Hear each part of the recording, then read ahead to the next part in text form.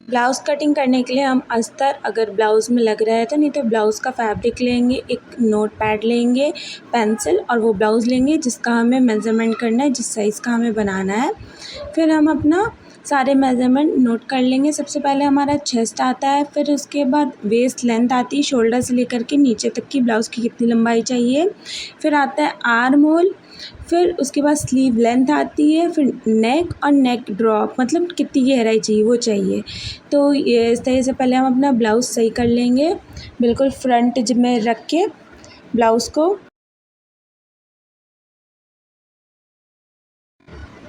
Back neck drop भी लेंगे। Back neck drop मतलब बैक की कितनी गहराई चाहिए और फ्रंट की कितनी गहराई चाहिए, फ्रंट नेक ड्रॉप। तो ये हमने स्लीव काट के अलग कर लिया था आपको दिखाने के लिए। जैसे कि अगर आपको स्लीव की कटिंग नहीं आती है तो आप कोई भी ब्लाउज़ की स्लीव खोल करके उसको देख सकती है।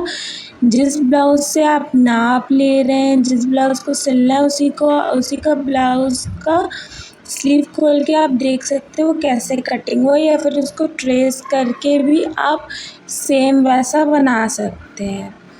तो उसके बाद देखिए मैंने एक और स्लीव जो है उसे खोल के नहीं रखा है ताकि मैं आपको दोनों मेज़रमेंट बता सकूं कि किस तरह से ले सकते हैं। तो सबसे पहले चलिए हम अपना चेस्ट लेंगे। हमारा सबसे पहला मेज़रमेंट होता है, इसका दुगना हम कर देंगे क्योंकि हमारा फ्रंट और बैक दोनों को मिला के होता है। अगर फ्रंट में 14 आ रहा है तो बैक में भी 14 होगा, फिर उसको हम प्लस कर देंगे। फिर यहाँ पे हम शोल्डर का सबसे जो ऊंचा वाला हिस्सा होगा वहाँ से हम नीचे ब्लाउज़ की कितनी लंबाई चाहिए वो लेंगे। इसमें हम प्लस नहीं करते हैं क्योंकि हमारी तरफ फ्रंट में जितनी लंबाई रहेगी उतनी बैक में भी, तो इसका हम प्लस नहीं करते हैं।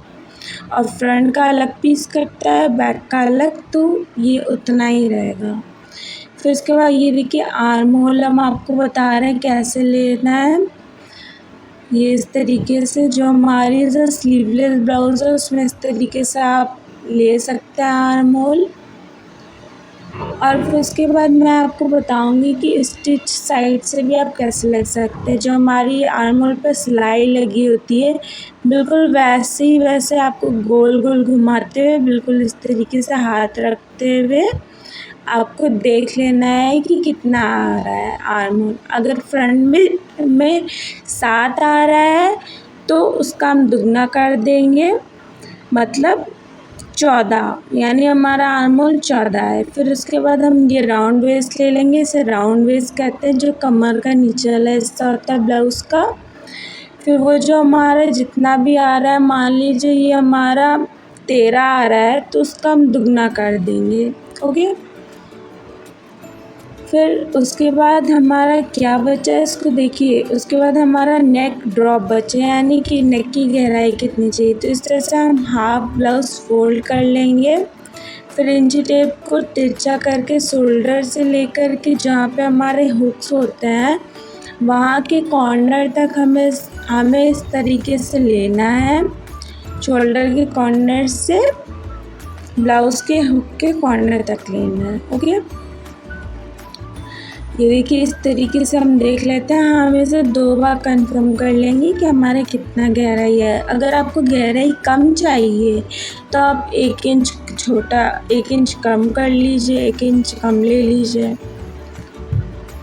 फिर उसके बाद इस तरह से हम बैक का भी लेंगे। बैक में जो हमारा जो नीचे वाली जो पट्टी आती है ना पीठ पे, तो वो उसको वहाँ का सेंटर से हम लेंगे। जैसे फ्रंट में तिरछा करके लिया था वैसे यहाँ भी शोल्डर से हमारे सेंटर तक तिरछा लेंगे। तो हमारे इससे बैक नेक ड्रॉप या बैक की गहराई पता चल जाएगी कि कितनी आ रही है।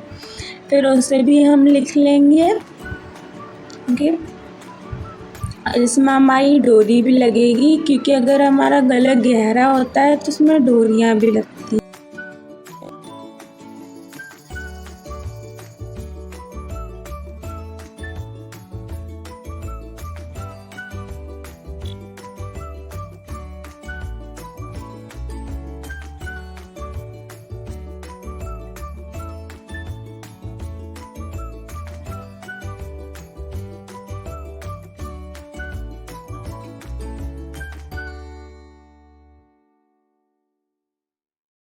तो चलिए डार्ट कैसे लेते हैं वो बता देते हैं।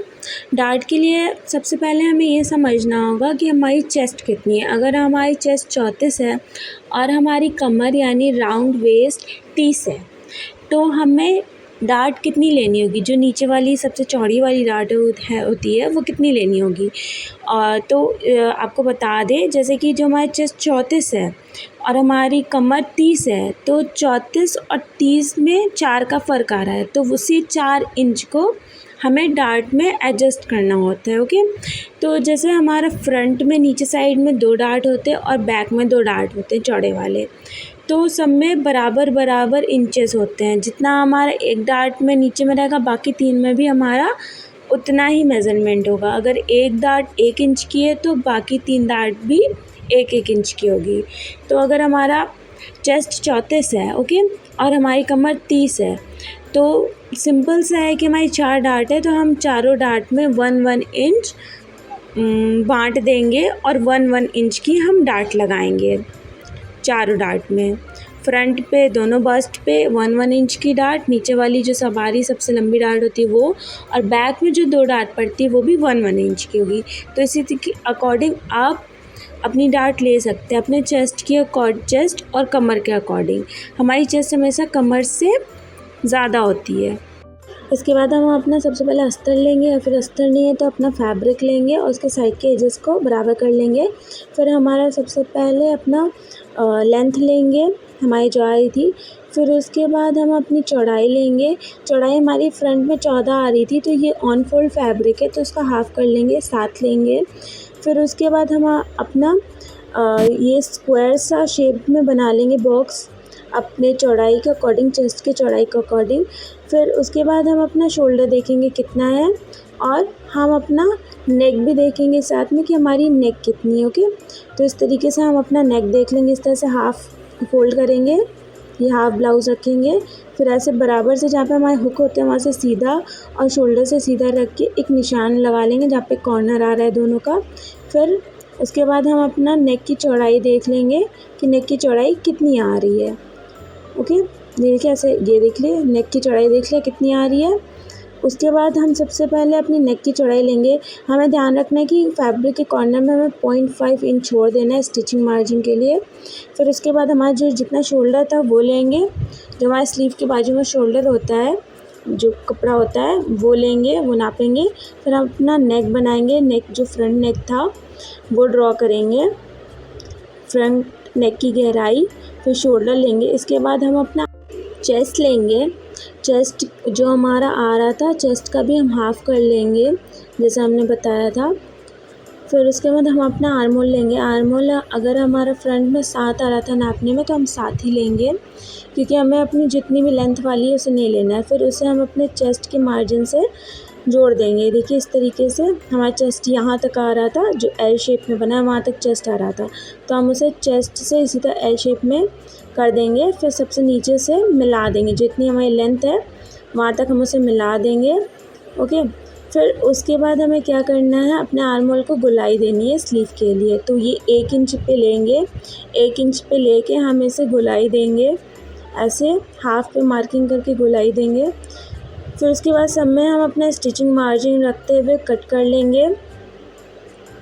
हमें ध्यान रखना है कि हम जब ये देखिए जो हमने बताया था, ये जो साइड में 0.5 छोड़ना है स्टिचिंग के लिए वो छोड़ना है। फिर इससे 2 अलग हिस्सों में काट लेंगे बीच से करके। फिर उसके बाद बैक के लिए हम सेम फ्रंट को रख के ट्रेस कर लेंगे। ओके, और फिर उसके बाद हम इसे कट कर लेंगे। जो हमारा नेक है उसे हम ट्रेस नहीं करेंगे, बैक नेक, क्योंकि फ्रंट से अलग होगा, तो हम अपने बैक नेक को ट्रेस नहीं करेंगे। और बैक आर्म होल में भी हम गहराई थोड़ी कम रखेंगे, 0.5 जितनी, क्योंकि बैक की गहराई, बैक आर्म होल की गहराई, स्लीव की गहराई कम होती है। फिर उसके बाद हम बैक को अपना नीचे से 0.5 कट कर लेंगे। फिर जो हमारा स्लीव हमने निकाला था खोल के ब्लाउज़ में से, उसको रखते हुए हम ट्रेस करके बिल्कुल इस तरीके से कट कर लेंगे, अस्तर में भी और हमारा जो मेन फैब्रिक है उसमें भी कट कर लेंगे। ये देखिए बिल्कुल इस तरीके से। फिर उसके बाद हम इसकी गोलाई देख लेंगे कि जो हमारी गोलाई है वो सही है कि नहीं, बाजू की जो कटिंग हुई है वो सही है कि नहीं, क्योंकि स्लीव की कटिंग बहुत ही इम्पोर्टेंट होती है। अगर हमें स्लीव की गहराई हल्की कम लग रही है तो उसे हल्का सी और गहराई दे देंगे। अगर ट्रेस करते टाइम अगर सही से ट्रेस नहीं हुआ है तो उसे अपने हाथों से थोड़ा सही कर लेंगे। तो हमारा रेडी है।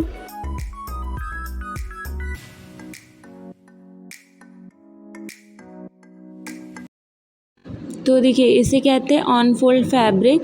ये इसको ऐसे पलट के लेते हैं, इस तरीके से हमारी कटिंग बहुत जल्दी हो जाती है। ये देखिए हमने जो अस्तर को कटिंग किया था उसको हम अपने मेन फैब्रिक पे रखेंगे और फिर उसके बाद उसकी कटिंग कर लेंगे। इसमें हमारा ऊपर की साइड वो फैब्रिक रहेगा जो हमारा बाहर की तरफ दिखने वाला है, और ये अंदर की साइड वो वाला फैब्रिक रहेगा जो हमारे बॉडी के अंदर साइड पे रहने वाला है, जिस साइड पे हम स्टिचिंग करेंगे। ओके, तो आप सबको कैसी लगी मेरी ये वीडियो कमेंट करके ज़रूर बताइएगा।